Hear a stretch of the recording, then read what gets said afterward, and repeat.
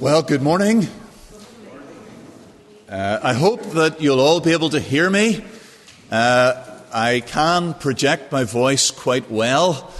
If you can't hear me, if the voice level drops, just raise your hand and I'll try to speak up. And I hope that you'll be able to understand me. Hearing me is one thing, but understanding the accent is another. And I hope that very quickly you will get to understand the Irish pronunciation. Thank you so much. I was going to ask if there was someone that knew how to work this very complicated machine over here. It's obviously beyond me to work out how to turn on the tap.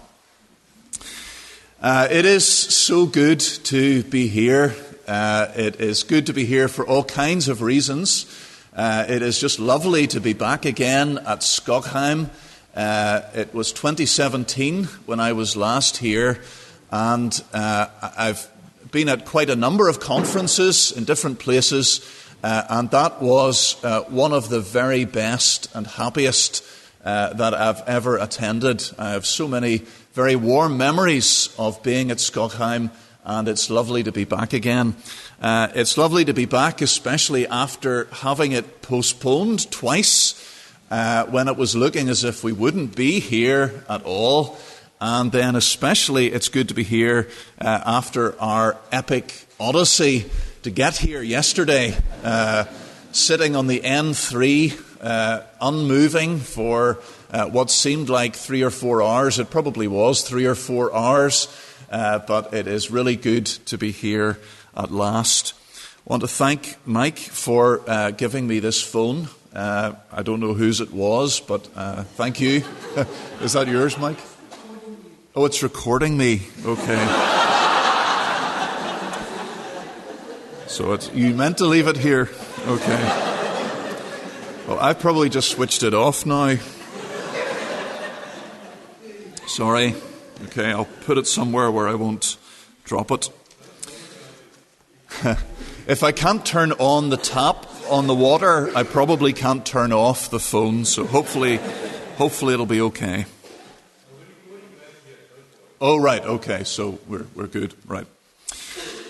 Well, please turn again in God's Word to the book of Daniel.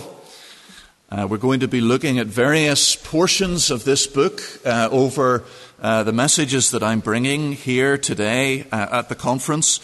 And we're going to begin with chapter 1 that Mike read for us just a few moments ago. You may have watched the online message that I gave introducing the book of Daniel. Just to remind you, though, in a word or two, the message of the book of Daniel is really about how to stand firm for God in a pagan and a wicked world. It was written by a Jewish exile for Jewish exiles. And it really answers the question that is being asked by the Jews in Psalm 137, a song of the exiles in Babylon.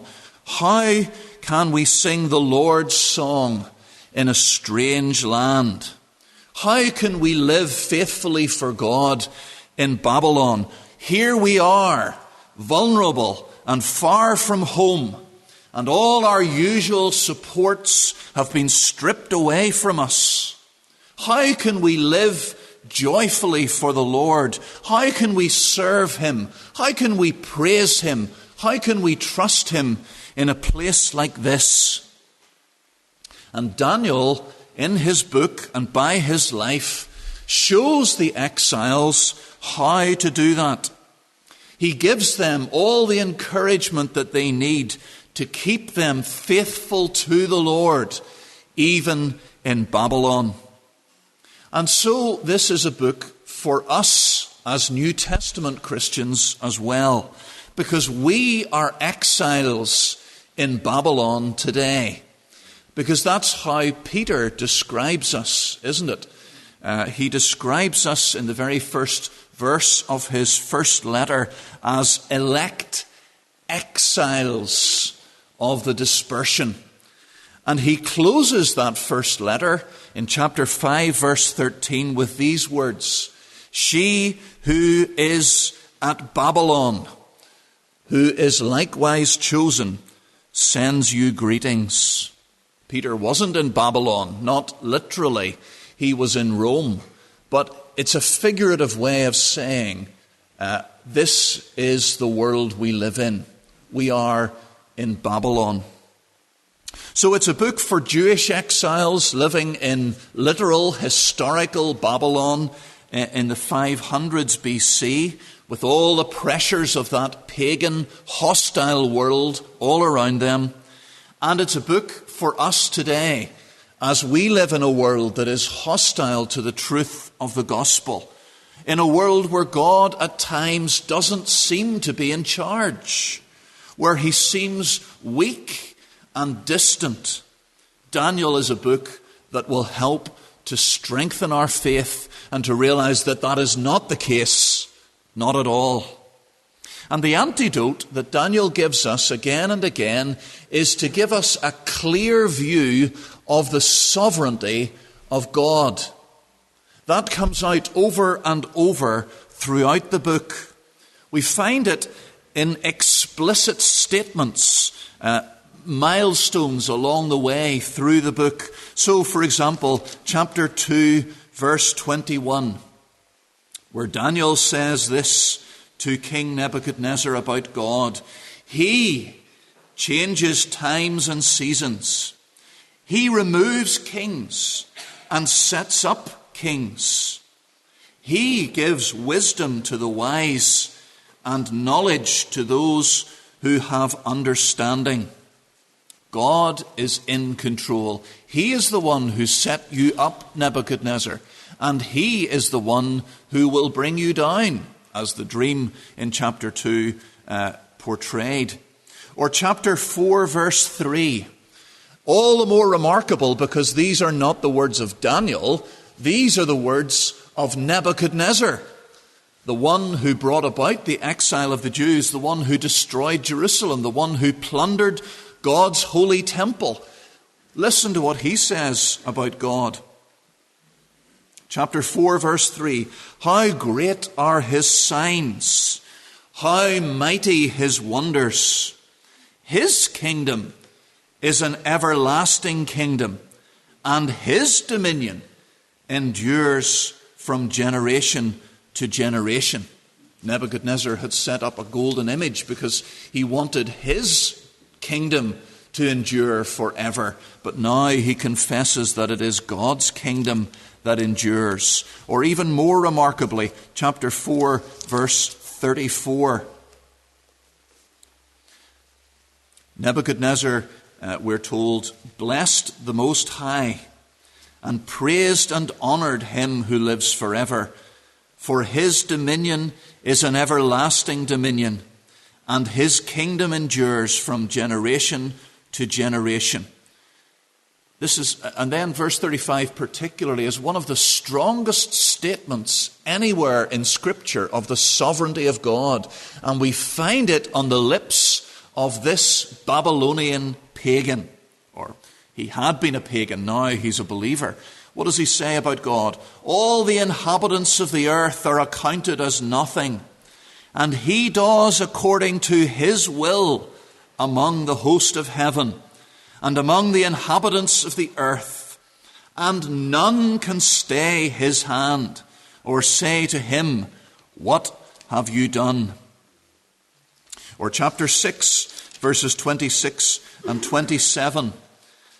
And if you listened to the message that I gave introducing the book of Daniel, then you'll remember that this comes at the crossroads of the book of Daniel. And King Darius, again another pagan, says this: "He is the living God, enduring forever. His kingdom shall never be destroyed, and his dominion shall be to the end. He delivers and rescues. He works signs and wonders in heaven and on earth. He who has saved Daniel from the power of the lions." And just one more reference, chapter 7, verse 14. This is one that echoes all the way through into the New Testament. We find it echoed in the Great Commission and again in the book of Revelation. A vision of the Son of Man, and it says, "To him was given dominion and glory and a kingdom, that all peoples, nations, and languages should serve him. His dominion is an everlasting dominion which shall not pass away, and his kingdom one that shall not be destroyed." Amazing statements. Those would be great verses to memorize, obviously, and to meditate on and to think about constantly, especially as an antidote to the wickedness and the oppressiveness of Babylon as we see it all around us. These explicit statements of the sovereignty and the authority of our God. But then God's sovereignty isn't just explicitly stated, it's implied in every story, every chapter, and every vision in this book. So here is Daniel's antidote to the poison of Babylon, a clear view of the sovereignty of the Lord. Well, let's come now then to Daniel chapter 1, which really serves as an introduction to the rest of the book. The opening verses explain to us who Daniel is and how he came to be in Babylon. And then the closing verse tells us how long he served in the king's court. It describes for us the kinds of pressures that he and his fellow exiles faced when they arrived in Babylon, and how Daniel and his friends handled those pressures in a godly and faithful way. And really, Daniel 1 sets the tone for the rest of the book. It's really just a foretaste of what we're going to see over and over again, the attitude and the behavior of these faithful believers in Babylon. So, let's look, first of all, in chapter 1, at the pressures Daniel faced. The pressures Daniel faced, and then we'll think secondly about the response that Daniel made. First of all, the pressures Daniel faced. And first of all, we have the pressure of culture shock. The pressure of culture shock in verses 1 and 2. Daniel's world is turned upside down in the space of just a few months. Everything that was familiar and dear to him has been stripped away, and he and his friends have been thrust into a totally alien world, hundreds of miles away. Now, I realize after our journey yesterday that hundreds of miles is not a very long way at all in African terms, but in the time of Daniel, this was the ends of the earth. You really didn't come back from a journey of this magnitude. So try to imagine a teenager, because that's what Daniel was, a teenager from your church being captured by the North Korean army and transplanted into the middle of Pyongyang. Try to imagine how disorientating that would be, how frightening that would be. Try to imagine what it would be like for you yourself, surrounded by an ocean of foreign faces in a place that you don't recognize at all. You can't understand what the people are saying. You can't read the signs. The very letters don't make any sense to you. You can't read their newspapers. You can't read their books. The food is very different. Their customs are totally alien. The people are hostile. You would be painfully homesick and afraid. There's absolutely no prospect of that young person coming home again. He or she is there to stay. And as well as being disorientating, you can imagine the kinds of temptations that would come to a young person in that situation. You can imagine the kinds of things that they would be tempted to think. It looks as though God has abandoned me. It looks as though he's been defeated by the gods of Babylon. They're in the land of Shinar, verse 2. And that is a place associated all the way through the Bible with evil, with rebellion against God. We first read about the plain of Shinar in Genesis chapter 11. It's where the Tower of Babel was built. It was the symbol, then and throughout Scripture, of the whole of mankind rebelling against God. You remember that the Lord had commanded that the people were to scatter. They were to spread out and fill the whole earth. But the builders at Babel, they said, let's build a tower that we may not be scattered.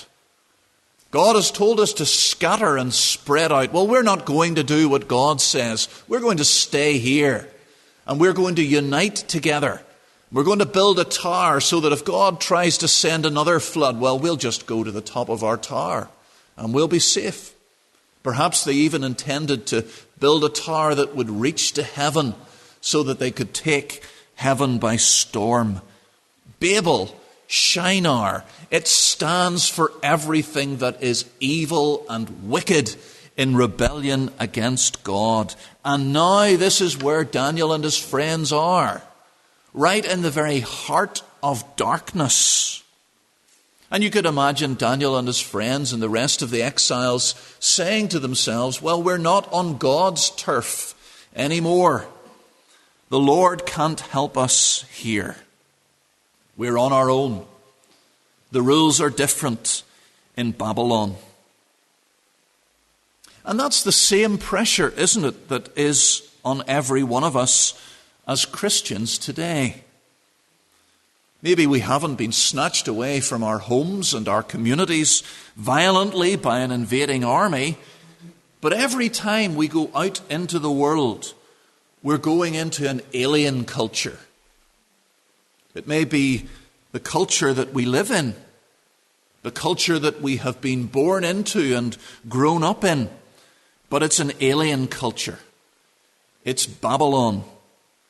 And the devil says to us, surely you don't think that God expects you to live as a Christian while you're in Babylon, while you're out there in the world, praying, reading the Bible, talking about Jesus Christ. That's fine. Do that. By all means, do that in your church, in your home, with your family, in your cozy little youth fellowship.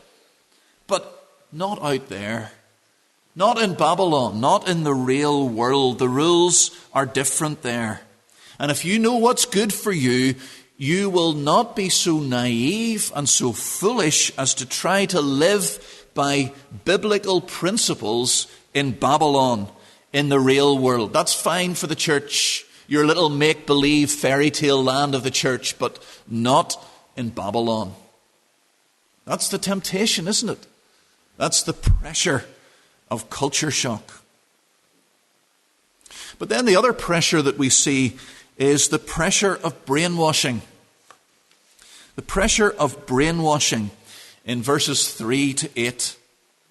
Nebuchadnezzar was a very shrewd politician. He understood that if you want to build an empire, if you want to keep all these different nations and peoples subject to you, you can't do it by military might alone. You're going to end up dividing your strength. You're going to weaken your empire. You're going to have to send troops here, there, and everywhere to try to keep those nations under control as they try to throw off Babylonian authority. So you can't keep the empire under your heel just by military power. So it's a much smarter move to cream off the young men, the elite, the royalty, and the nobility, the ones with the highest IQs, the future leaders, the people who were most likely to stir up trouble for Babylon in the future. take them, cream them off, bring them to Babylon and retrain them. Turn these potential threats into assets. In other words, brainwash them, Babylonianize them. And then once you've got them on your side, then they can serve as ambassadors for Babylon to their own people. Who better to persuade the home nations of the virtues of the Babylonian Empire than the very elite who had once led those home nations? So that's the plan, that's the strategy here. And we see 4 elements in Nebuchadnezzar's brainwashing program. The first thing in verse 4 is a free education. A free education. That sounds appealing, doesn't it? A 3-year degree course in Babylonian language and literature. Now, Babylon was an extremely advanced civilization. This is a civilization that had made huge strides in mathematics and astronomy and architecture and science and agriculture and horticulture. The Hanging Gardens of Babylon, I'm sure you've probably heard of them, even if you're not quite sure what they are. You've probably heard of them. They were one of the 7 wonders of the ancient world. This was a very advanced civilization. I'm not a mathematician, but I understand that a lot of mathematical principles and scientific principles that are still fundamental to modern maths and science were discovered and developed by the Babylonians. Babylonian literature. You can still buy Babylonian literature in translation. You can get it not in translation, but it probably won't help you very much. But you can buy the Penguin classics like Gilgamesh, these great epic stories from this very time. That's what Daniel and his friends are going to study. These bright young men are going to learn all of this fascinating stuff, this wonderful stuff from the greatest minds in the world of their day. It was a mouth-watering opportunity for them. And of course, all the teaching is going to be saturated with a Babylonian worldview designed to take the minds of its students captive, to churn out at graduation Babylonian subjects zealous for the Babylonian cause, convinced of the Babylonian point of view. A free education. And then in verse 5, the second element in this brainwashing program was status. Status. They're going to get a daily ration of food and wine from the king's table. You can imagine what the king's table was like. Gourmet cooking, cordon bleu, haute cuisine, the kind of thing that you watch on MasterChef, the finest, choicest, tenderest cuts of meat, succulent and exotic fruits. It's as well that we've just had breakfast or our mouths would be beginning to salivate here. And that would have been enough, wouldn't it, to turn the head of any young man. Eating from the king's table, the most powerful man in the world, the best of everything. It would be like being headhunted by a powerful multinational company, taken to all the best 5-star hotels and restaurants in the city every day, being schmoozed. I don't know if you have that expression here. Wined and dined. And what's the message to these bright young things? This is a really good thing. You've really landed on your feet here. Don't mess it up. Don't rock the boat. Don't do anything to spoil this. What is there to complain about when you're being so well treated? These Babylonians, they're not so bad after all, you know. status. And then the third element is a career. A career. Ashpenaz, the chief eunuch, is in charge of human resources. He's searching for men, we're told in verse 4, qualified to serve in the king's palace. They're to be trained for 3 years, and after that, they're going to enter the king's service, verse 5. Now remember, these were the young elite Israelites of their generation. These are the best of the best, the brightest of the bright, highly intelligent, the ruling class. These are ambitious in a good sense. Well, not necessarily in a good sense, but with these men, certainly in a good sense, they were ambitious. These were the men who were hungry for power, who were born to rule. And they thought that they had lost everything. All their prospects were gone when they were taken captive. But now they have a second chance. Suddenly everything has changed. They haven't been brought to Babylon to be chained up and set to work in hauling rocks and making bricks like the Israelites in Egypt. They have a chance to work in the cabinet of the most powerful empire on earth. This is dizzying, heady stuff. This would have been very appealing to these driven, talented young men. And it's not hard to imagine the vast majority of them jumping at the package that was offered to them. Career. And then the fourth element in this brainwashing program in verse 7 is their new names. New names. Now, this may have been as much for convenience as it was for any other motive. In fact, even here, a number of you, when you've introduced yourself to me, you've taken pity on me, and you've realized that there is no way that I'm going to be able to pronounce your African name, and so you've shortened it down to just maybe one syllable, because you know that, and that's true, I think, of maybe some Afrikaans names as well, but you know that I'm not going to be able to manage more than one syllable, and so you've made it easy for me. And we do that in Northern Ireland. We have a lot of Polish workers, immigrants from Poland, who come to work because the pay is better in Northern Ireland. And they know that Northern Irish men and women are not going to be able to get their tongues round things like, let me see, I've been practicing this one, Szwistos Dziedzierski. There's no way that a Northern Irish person is going to be able to get that right. So they just say, look, just call me Jimmy. There's nothing sinister going on. And I hope that you know that if I don't get your name right, if I shorten it, if I abbreviate it, it's not because I'm trying to oppress you. There's a lot of that kind of talk about it at the minute, isn't there? There's nothing sinister about it. I just can't pronounce it.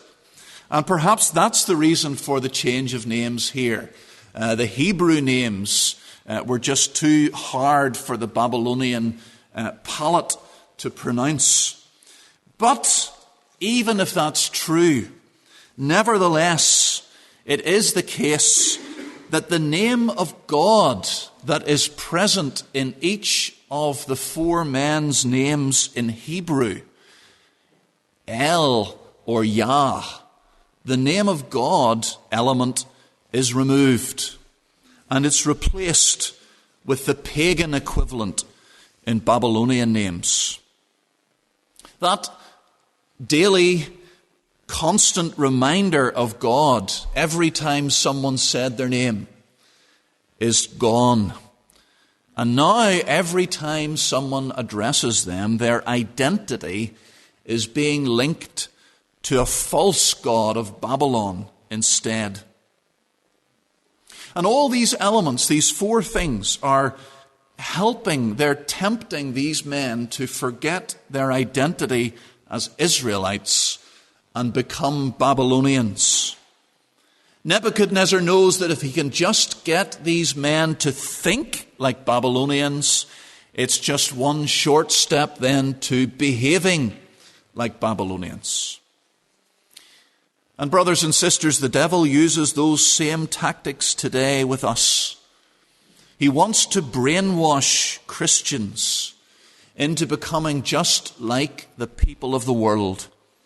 He wants to turn out citizens of Babylon instead of citizens of Jerusalem. And he does that by working hard at the way that you and I think. The secret to living faithfully is thinking faithfully. That's why Paul tells us in Romans 12, 1 and 2, that we are to be transformed by the what? The renewing of our heart? No, the mind. The mind, the way we think. Proverbs 4:23, above all else, guard your heart, for from it come the issues of life. And heart in the Old Testament really means the mind, the whole person, who you are.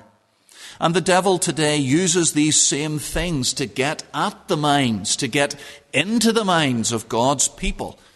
Education, status, and career, to try to get us to make these things all important. This is where our identity lies.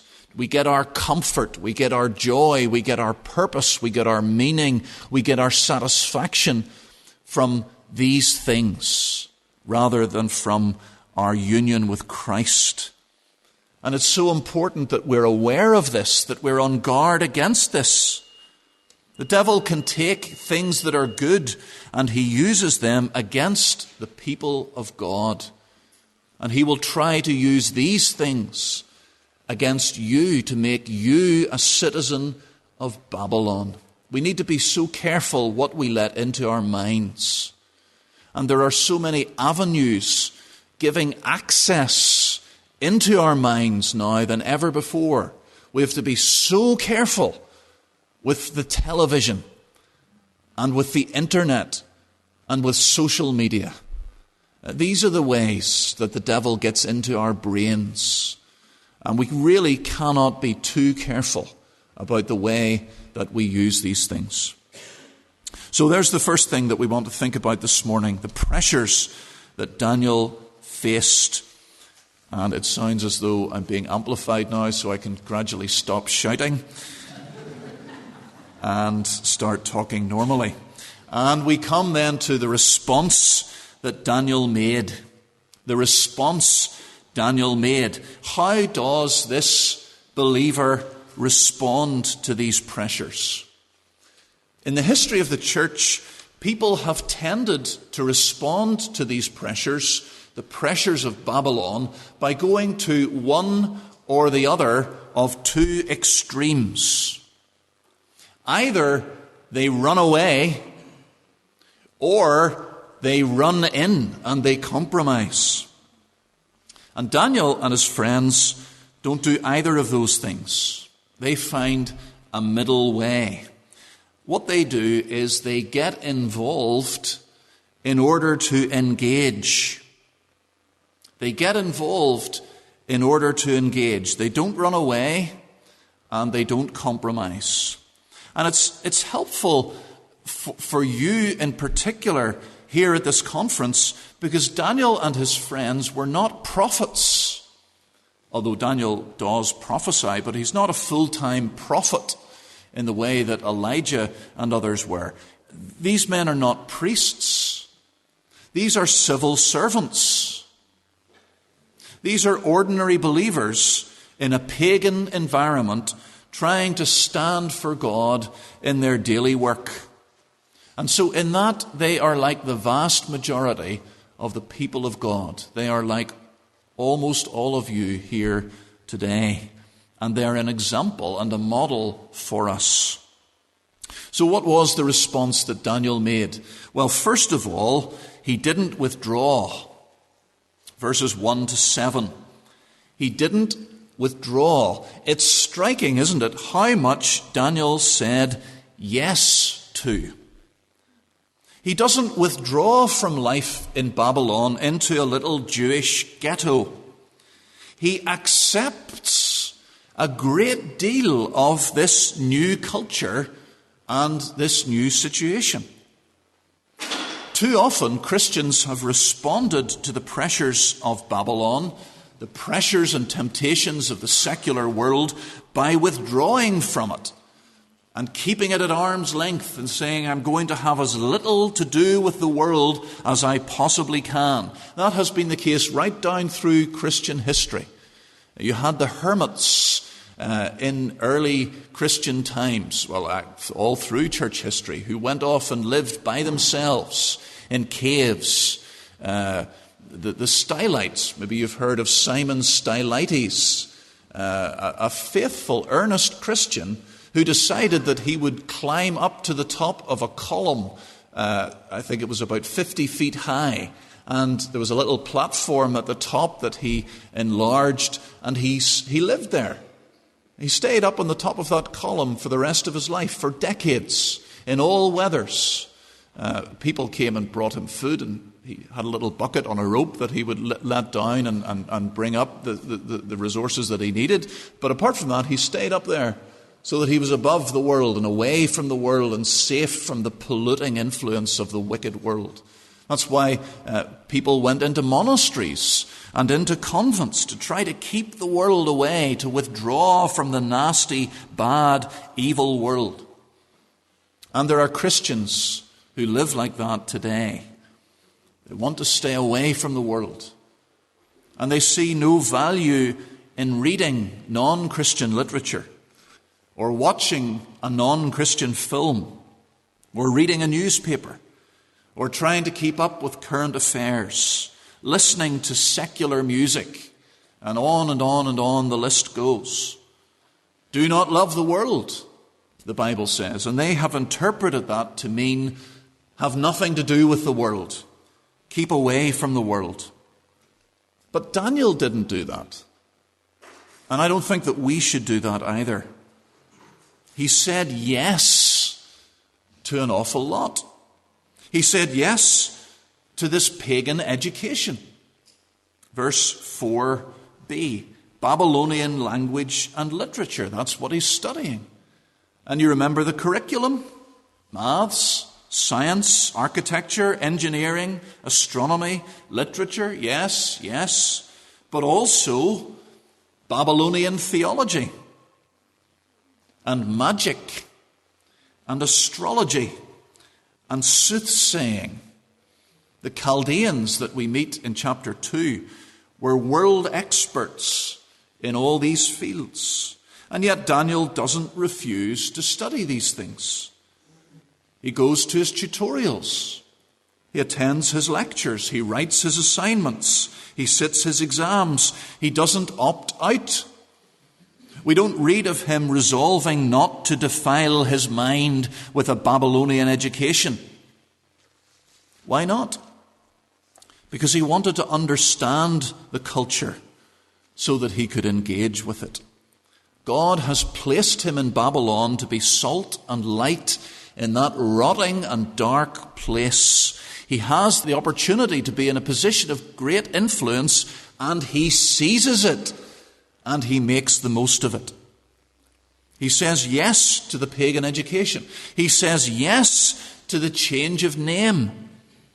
Instead of these names that incorporated the name of God, Daniel and his friends are given Babylonian identities, names that reflect Babylonian gods, but Daniel doesn't make that a sticking point either.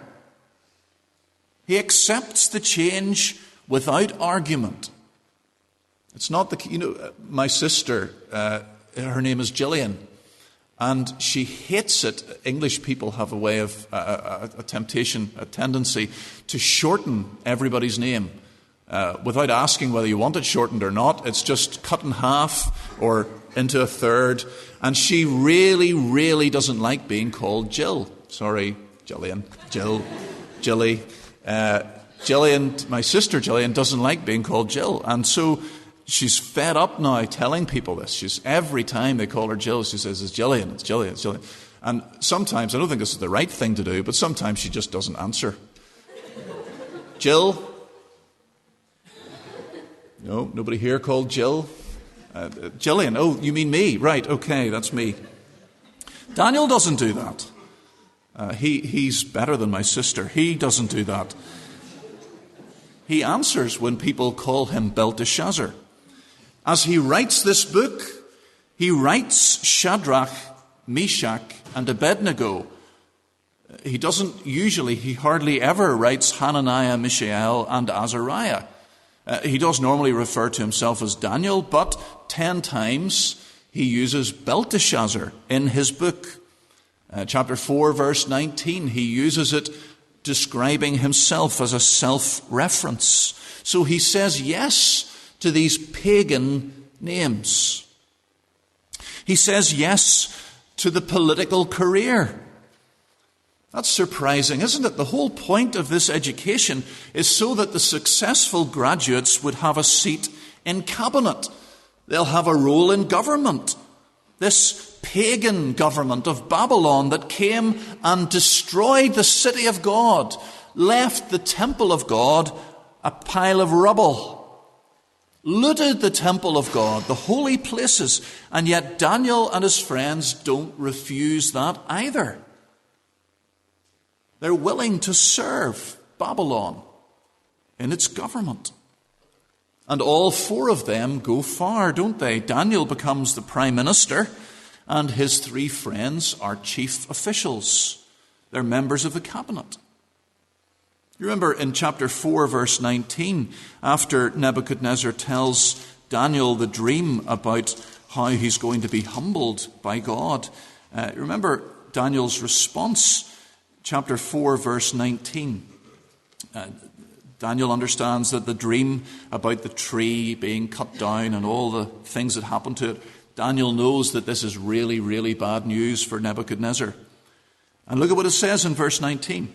Then Daniel, whose name, by the way, was Belteshazzar, was dismayed for a while, and his thoughts alarmed him. The king answered and said, Belteshazzar, let not the dream or the interpretation alarm you. Belteshazzar answered and said, Yeah, boo sucks. Now you're going to get it, Nebuchadnezzar. You see, this is what you deserve. This is what happens to people who plunder God's temple. I'm so pleased to hear this. That's not what he says at all. He says, My Lord, may the dream be for those who hate you and its interpretation for your enemies. He's really upset. He's really distressed at what is going to happen to the king of Babylon, who has done so much evil and harm to his people. Talk about loving your enemies. Daniel is a loyal servant of the king. He is a loyal servant of Babylon. He's distressed. The king has to come and try to comfort him. It's okay, Daniel, don't be so.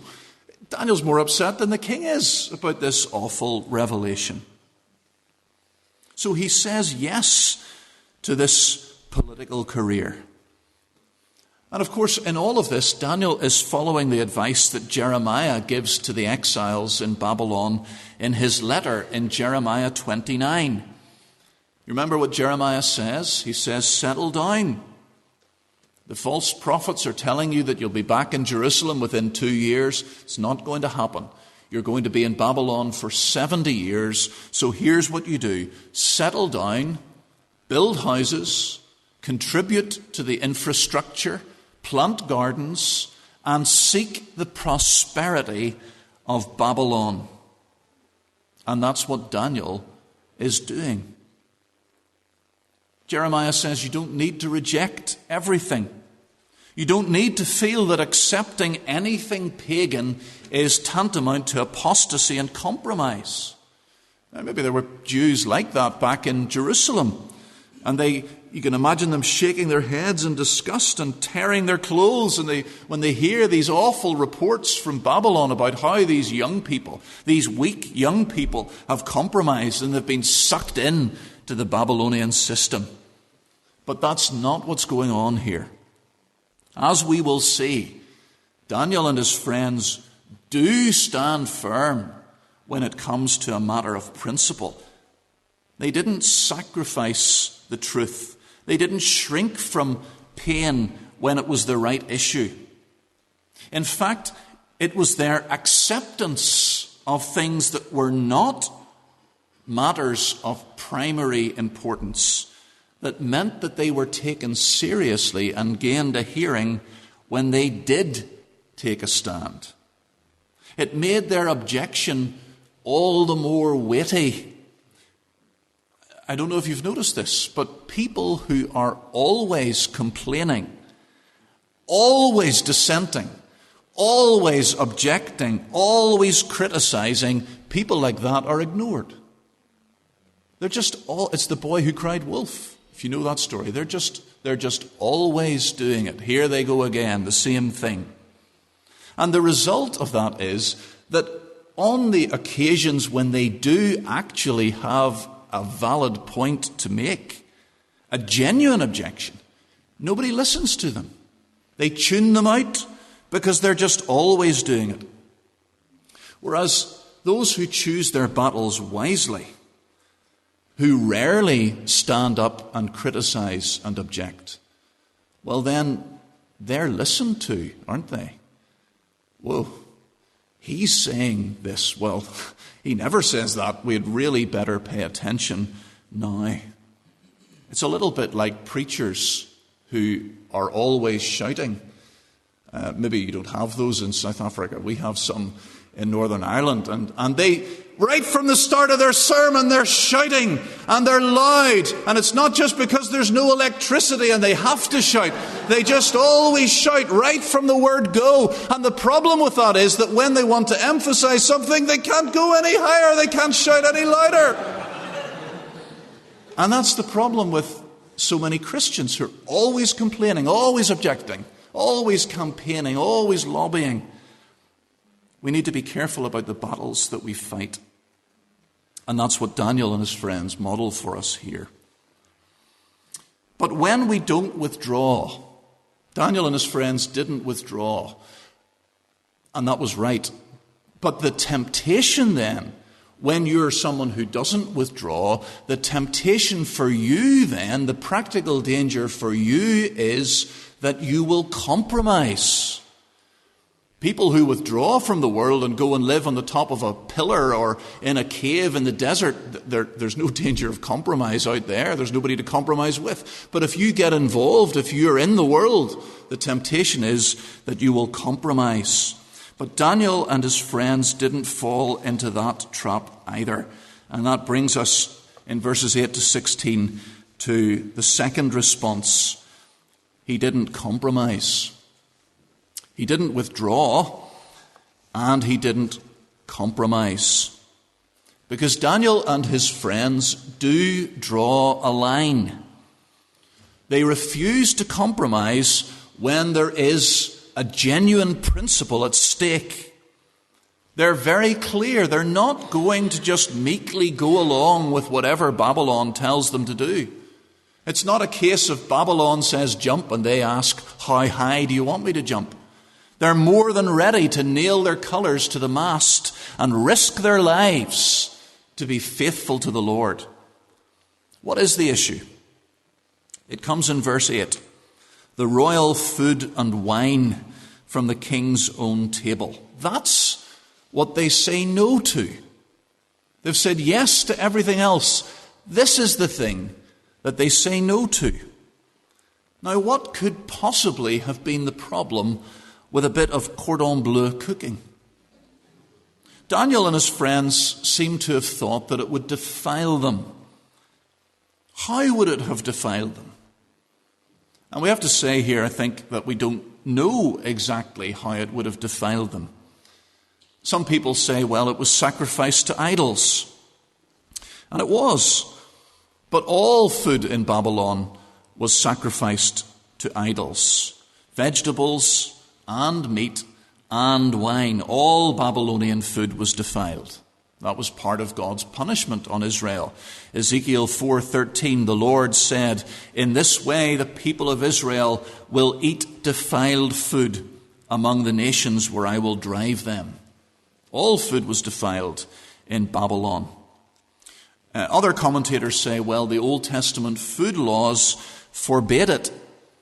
But the Old Testament doesn't forbid drinking wine, except to two very specific small groups. The Rechabites, you can read about them in Jeremiah 35, that was a kind of voluntary abstinence, and the Nazarites. And there's no indication that Daniel and his friends were either of those groups.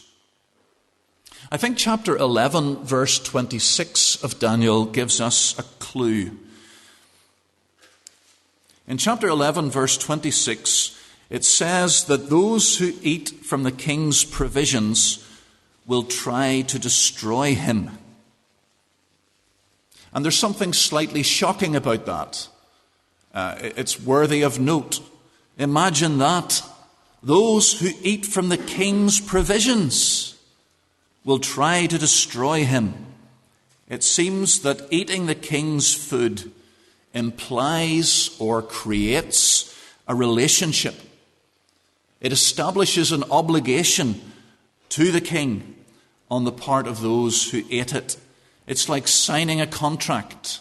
It's a symbol of allegiance. Actually, we know about that, don't we? We have the saying, there's no such thing as a free lunch.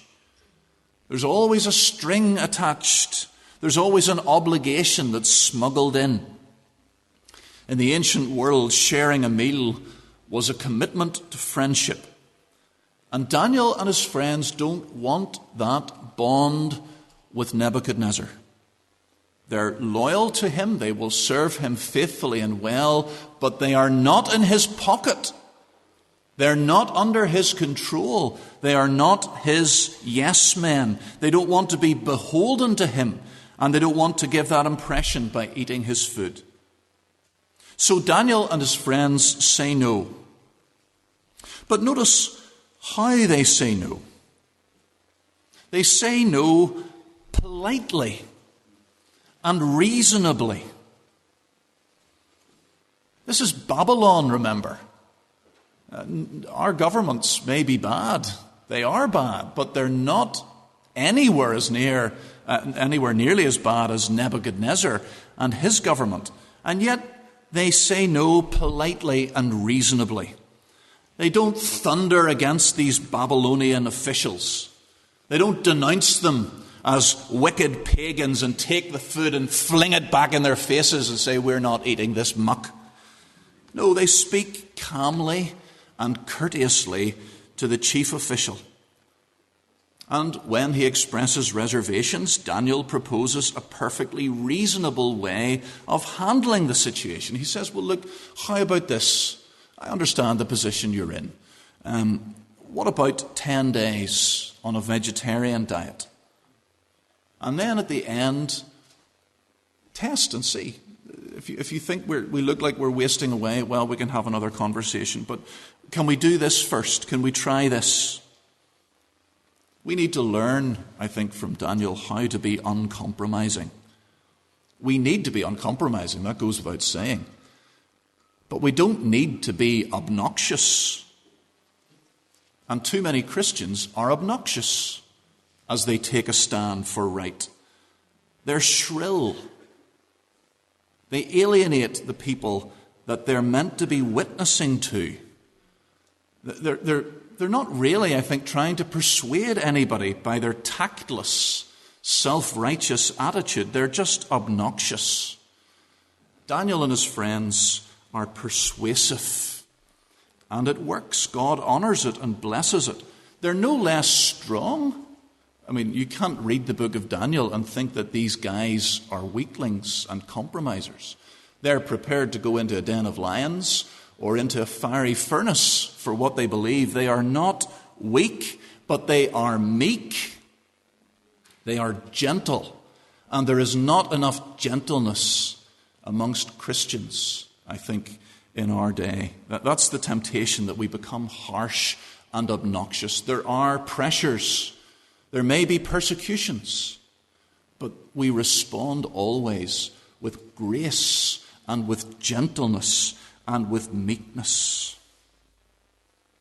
And notice too, especially, what we're told about how Daniel came to this decision. We're told in verse 8 that he purposed in his heart. He resolved in his heart. And that is very helpful, isn't it? That's very significant. He doesn't leave his decision until the last minute. They don't wait until this silver platter. Well, it wouldn't have been a silver platter. Probably would have been a gold platter. Solid gold plates. They don't wait until that beautiful, succulent cut of beef is being brought in and the aromas of the food is invading their nostrils and they're licking their lips and they're looking at each other and they're saying, do you think we really can't eat this? I mean, it really looks good. Maybe we could just eat a little bit and leave the rest. Would that be enough of a stand, do you think? No, they've resolved in their heart beforehand.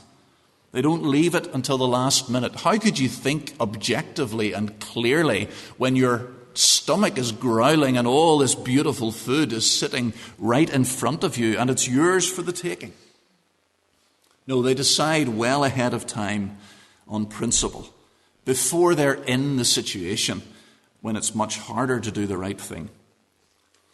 And friends, if we are going to not compromise, then that's what we need to do as well. We need to make up our minds beforehand so that we don't even have to think about it when the moment of crisis and trial and temptation comes. If we leave it, if we just say, well, I think I know what I'll do and I'll sort it out, maybe it'll not happen. But if it happens, well then we'll cross that bridge when we come to it. If we leave the decision till the moment of crisis, it's 10 times harder, 100 times harder to avoid compromising. I think that's true for us all, but I would say that particularly to any of our young people who are here today. It's so important that you make up your minds now in the cold light of day before you're tempted what you will do if you're offered drugs to try at a friend's house, or if somebody wants to show you something on the internet, or if you come across something on the internet that you know is wrong to look at. If you're on your own with your boyfriend or your girlfriend, that you know exactly how you're going to conduct yourselves. The time to decide what is appropriate for you to do physically with your boyfriend or girlfriend, the time to make that decision is not when you're sitting together watching a romantic film in the dark on the sofa. You shouldn't ever be in the dark on a sofa, but you see what I'm saying. How can you make an objective decision about anything when your hormones are raging and surging? Especially for boys whose hormones are raging and surging all the time anyway. But if you put yourself in that position, if you leave it until you're in that situation to make up your mind about things, you cannot possibly be objective. You're making it 1,000 times harder for yourself. And so you need to purpose in your heart beforehand so that when the temptation comes, when the crisis comes, you don't even have to think about it. It's just automatic. You're on autopilot. I don't do that. I don't look at that. I don't watch that. It's so much easier to say no if you purpose in your heart what you're going to go to the stake for. And that's true for us all, isn't it? What we believe about homosexuality, what we think about transgender, what we think about abortion, what we think about euthanasia. We need to purpose in our hearts beforehand what we think and what we will say so that there's just no question. You're not debating with yourself in your head when somebody asks you the question and you're thinking, should I say that? Is that right? You know what you think and you say it, and it's just automatic. Purpose in your heart. So Daniel didn't withdraw, nor did he compromise. And lastly, he didn't fear. He didn't fear. And that's really what drove his refusal to compromise. Why did he not fear? He didn't fear because he believed firmly in the sovereignty of God. As I said at the beginning, that is the theme of every chapter. It's the theme of the whole book of Daniel. God is in control. Not Nebuchadnezzar, not Babylon, not the Medes and Persians later on. And that's why Daniel's not afraid to put himself and his friends to the test in verse 12. He understands that it's God who makes people healthy. It's not the food we eat. It's God who blesses the food to our bodies. Ultimately, health is his gift. So you can stuff yourself with the finest or the healthiest of foods, and you will waste away and die unless God chooses to nourish you with that food. Or you can eat bread and water every day and be as fit and strong as an ox, because it's the Lord who gives us our health. And so it's the only thing that matters is honoring the Lord, because he is in control of everything. And that's why Daniel and his friends are not afraid to speak out and stand up for God. And God's sovereignty is explicitly affirmed in three critical places here in Daniel 1. The same phrase is used each time in Hebrew to draw attention to God's sovereignty. The Lord gave. The Lord gave. The Lord gave. And each time that phrase appears in Daniel 1, it is in a situation, it's in a context where it seems as though God's power must be crippled. God must be out of action. He can't possibly be able to do anything. But the reality is that the Lord is in control, and he gave. First one is in verse 2. Chapter 1, verse 2. The Lord gave Jehoiakim, king of Judah, into Nebuchadnezzar's hand, along with some of the vessels of the house of God. It looks as though Nebuchadnezzar is in control. It looks as though the king of Babylon is calling the shots. It looks as though the gods of Babylon have overcome the God of Israel and invaded his temple and his city. But Daniel draws back the veil and shows us that the Lord is calling the shots. The Lord is in control of the exile. The Lord is in control of the destruction of his city and his temple. He hasn't been defeated at all. This is his purpose. This is his will. This is what he warned his people that he would do for hundreds of years. If you do not remain loyal to me, I will send a foreign nation to take you into exile. And he gave them so many chances and they refused to listen. And now the Lord has given Jehoiakim into his hand. Verse 9, here's the second occurrence. And God gave Daniel favor and compassion in the sight of the chief of eunuchs. It's an illustration of the proverb, Proverbs 21:1. The king's heart is in the hand of the Lord. He directs it like a watercourse wherever he pleases. God's power is not just limited to Jerusalem and to Jewish officials.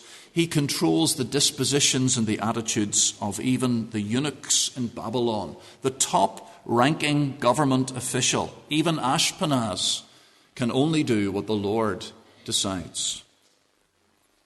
And verse 17. As for these four youths, God gave them learning and skill in all literature and wisdom, and Daniel had understanding in all dreams and visions. God gives such understanding that these young men were 10 times, we're told, more competent and knowledgeable than their contemporaries. Now, it's not like God just downloaded the curriculum Like in the Matrix, it's not just that all the information is just immediately zapped into their brains so that they didn't have to study. They did have to work. They had to work hard. But as they did that, the Lord honored their efforts and gave them wisdom and knowledge and understanding. And so from start to finish, God is in control. He's in control of the circumstances that brought them to Babylon. He's in control of the circumstances during their training for the king's service. He's in control of their graduation from the king's service. And this is all so helpful, isn't it? And so encouraging as we think about standing for God in a secular world, in our Babylon, hostile to the truth and all that we believe in. Do not fear. Don't withdraw. Don't compromise, because you do not need to be afraid. However it looks, and it looks bad. I know it looks bad at times. But the Lord is far, far greater than those who seem so mighty, who seem to be the powerful ones in our nation, in your community, in your school or in your college. And Lord willing, we'll see this same point made over and over again throughout the book of Daniel. Amen.